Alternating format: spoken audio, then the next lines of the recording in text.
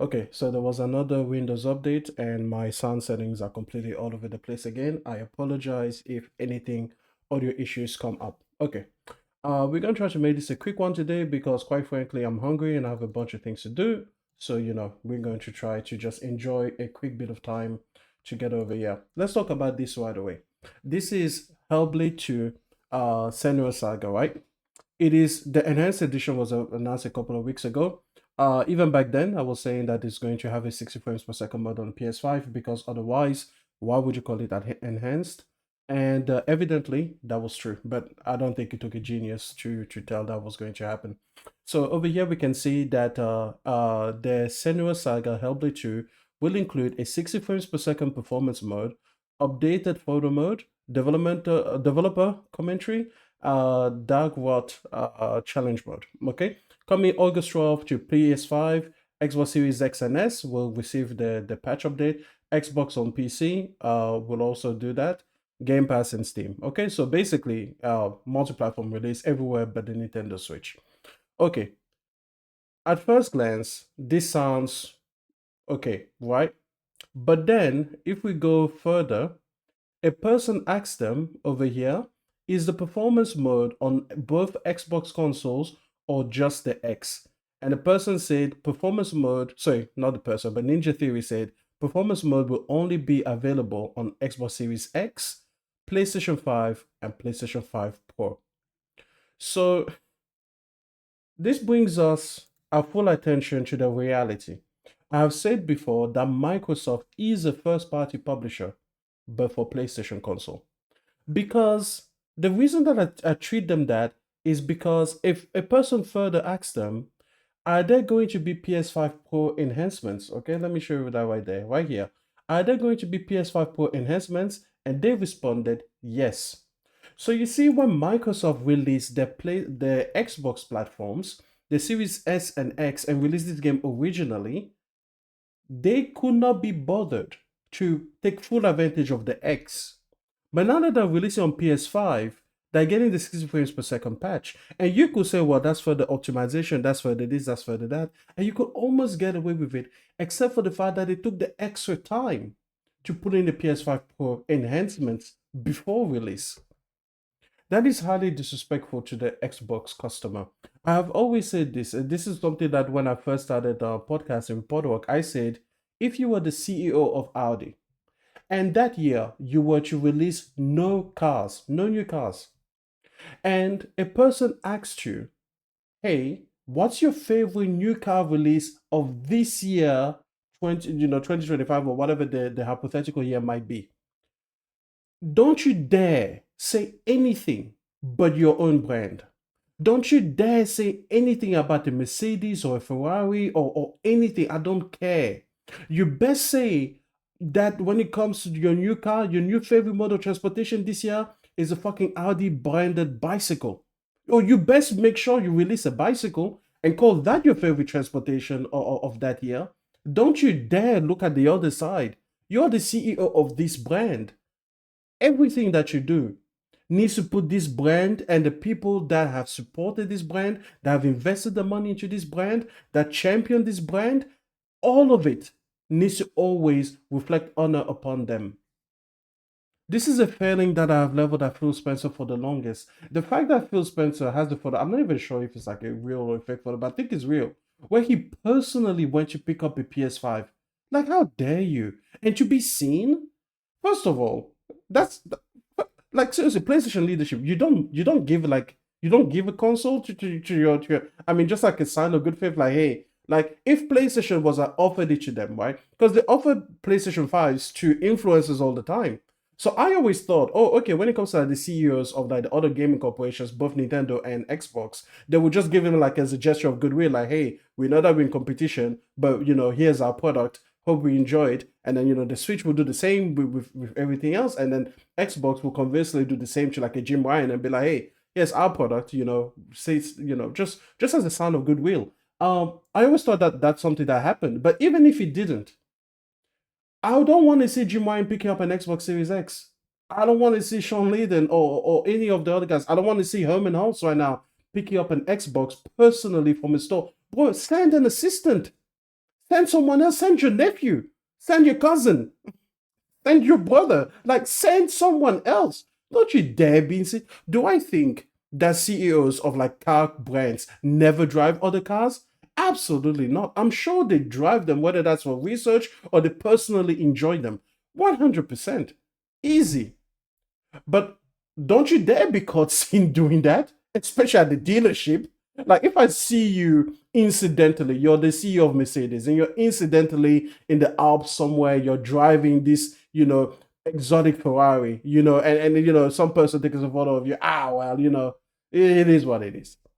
But if I see you waiting in line, yo, that's crazy. If I see you post on Twitter, hey, I got my reservation for this car, I'm one of 1,000 people. That's no, no, you don't get to buy a Tesla and be happy about it. No, send your cousin to buy the Tesla and secretly give it to you. Like, what the hell? Keep up appearances. At least keep up appearances. And that's the thing. Xbox has never been bothered to keep up appearances. The leadership has always been like, oh yeah, we're the kumbaya. No, don't be kumbaya. Do not be. No, we don't need that from you. What we need is fierce competition. At least the again, if it was, how they stepped up on the E3 stage all together and they were holding hands and I'd be like, yeah, game industry, console and everything. Fantastic. Send the console PlayStation to Game Newell. Send it to the head of Nintendo. Send it to the head of Microsoft and Xbox. Send it to Sarah Bond. No problem. That's like, one highly respected thing to another, like a sign of respect and sportsmanship. That's pretty fine. But if you don't do that, if that tradition does not actually exist, bro, send your assistants. Send your assistant's assistant. Like, what are you doing? Send the person that gets the coffee for the coffee person. Like, bro, listen. When it came to this update, Ninja Theory, you are a Xbox studio. First of all, if you were not going to get the Xbox Series X at 60 frames per second at launch, you should have gotten it as quickly after launch as possible. Don't make the people wait for the PlayStation version because then it's obvious that you did it for PlayStation. You didn't do it for the Series X people. You did it for PlayStation, you figured it out, and then you were like, well, now that we've done the work, we might as well port it back to, those losers over there on Xbox. Despite the fact that you are an Xbox studio, you treat them like losers. That's what you treat them like. Like, they don't get the win unless the PlayStation team wins, and that is just, man. And I think it's outrageous. I think it's outrageous because the principle of it is wrong. Because as customers, we all deserve respect. Listen, if you bought a series console this generation, especially without buying a PlayStation, I don't have a problem with you. You are a gamer. You are allowed to choose the platform that you prefer. You're allowed to choose the platform that you like.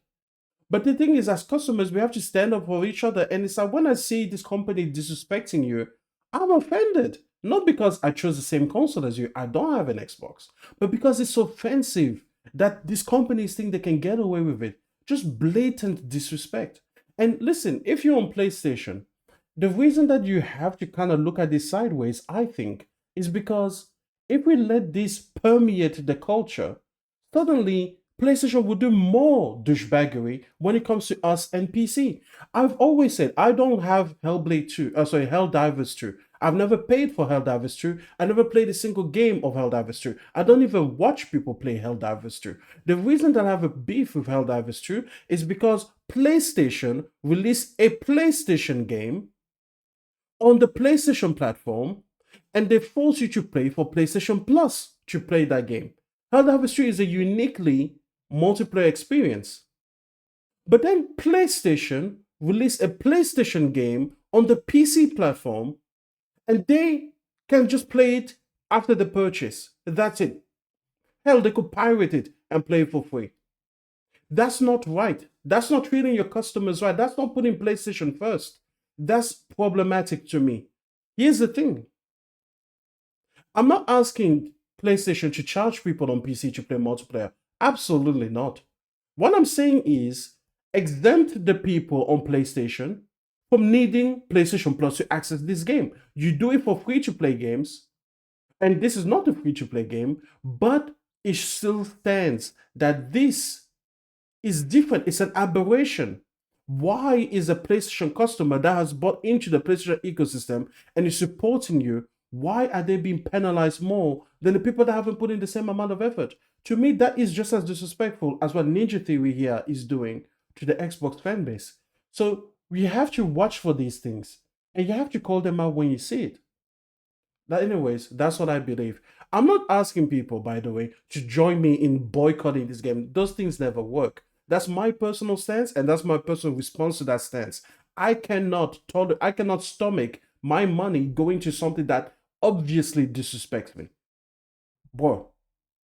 And then people always say, like, oh, but you already have PlayStation Plus. Yes, I do. But the point is, the principle matters. And that's the thing. I feel like people no longer understand just standing on principle. Like, yeah, accepting a sacrifice because the principle of it matters, not so much because the downside or the con of it impacts you personally. But hey, that's a separate conversation for a separate video. What else I will say is Xbox fans, let's have a chat, okay? Just real quick. Please leave us out of it. Okay? Just leave us out of it. I've seen so many Xbox fans now lament the fact that their brand is bursting up in flames, and they phrase it as, oh, PlayStation fans rejoice that Xbox is getting killed in the market, or that Xbox is dead, or that Microsoft is third party. Oh, PlayStation are feeling so happy. I think I saw a title by some people that go along the lines of like, oh, ponies, what is it? What do they say? They call us ponies, right? Because apparently can't be a fan without being a fanboy. But they say things like, oh, ponies, what is it? They won the console war, but they still want Xbox to die even more. Like it's not enough for them. Listen, leave us out of it. Why is it that all of these videos are aimed at us? Why aren't you talking to Xbox leadership? Why aren't you saying to your Xbox fellow gamers that, boy, this isn't okay? Say that. Why, boy, listen, if your house is on fire, right? However much amount of Schadenfreude I might feel at seeing your house on fire doesn't mean that I set it on fire. I wasn't the arsonist, and I'm not going to be the firefighter. So at the end of the day, whether I laugh, whether I offer sympathy or pity, it doesn't matter. Stop your house from burning, mate. Stop telling me that I shouldn't be so happy to see it burn. Listen, no one was on your side more than PlayStation fans. How many videos and documentaries did King Thrash make on his old channel, which you guys got deleted? But how many of those videos and documentaries did he make almost like a prescient, I don't know, a visions, where he told you almost every single step in the roadmap years in advance? How many debates were had on Z's channel between PlayStation fans telling you like, hey, this Game Pass then did thing, not so great. Hey, this whole no exclusive things, not so great. Hey, this ABK deal, not at all good. How many Reforge videos were there? How many, what is it? Who's another one? Oh, Sick, you know? Is it Sick TV? Like, how many songs they create saying the thing? We have been more than the boy who cried wolf. We have been the chorus pointing at you and saying like, hey man, listen, you've got too much oil in that saucepan, as Porter used to say, and that's just going to catch fire. And at every step of the way, when we saw it smoking, when we saw it smoldering, when we saw it catch fire in the pan first, we were like, hey, grab the fire blanket, don't put water on it. And you guys just kept going along and along and along. And now that the whole thing is going up in flames, now you want to get mad at us that somehow we should refrain ourselves? No, there will be no restraint. Listen, I don't rejoice in Xbox going away, but I will not be fear-mongered and make you feel bad because, oh, we all lose. If Xbox goes, oh, we all lose. No, bitch, you haven't been competition. You haven't. This idea that you are like, oh, the martyr of competition, you haven't been. If you were paying attention, and this really proves you were not paying attention, you wouldn't be thinking that you've been competition. You would know. You stopped being competition, I mean, like a decade ago. That's basically when you stopped being competition. It's been years. You haven't been competition. Xbox exiting the market will change Nothing. The only thing is that, man, PlayStation Nation is going to have to go and knock over to the Nintendo door and, finally get this PC master race people to realize that, listen, there's like a baker's dozen of them. The rest are just fraudulent. The rest are like just people pretending to have better systems than they actually do, playing games at 1080p at medium to low settings. We're gonna have to have that reality check eventually. So, if what I'm going to say is that, sorry, I'm getting a call. Let me just handle this real quick. Look at that, so unprofessional in the middle of things.